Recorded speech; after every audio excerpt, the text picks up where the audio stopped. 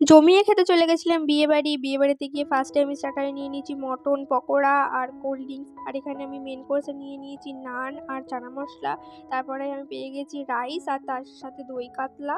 আর দই কাতলাটা খুবই ভালো ছিল। এর আগে ভেজ ডাল ছিল, ওটা আমি নিইনি কারণ আমার অতটা পছন্দ নয়। তারপরে আমি এখানে শশা হাতে ওয়েট করছি মটনের জন্য। আর অপেক্ষা করতে, করতে মটনটা পেয়েও গিয়েছি। আর তারপরে আমি আনন্দ সহকারে আমি মটনটা মেখে, মেখে খাচ্ছিলাম।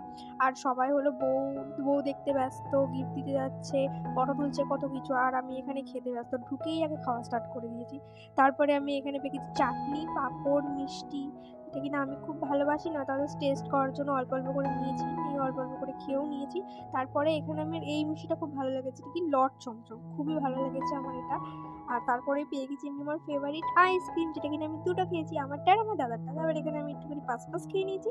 আর আমি আবার নিয়ে নিয়েছি কোল্ড ড্রিঙ্কস। কোল্ড ড্রিঙ্কস হাতে করে আমি বাড়ির পথে রওনা দিয়েছি।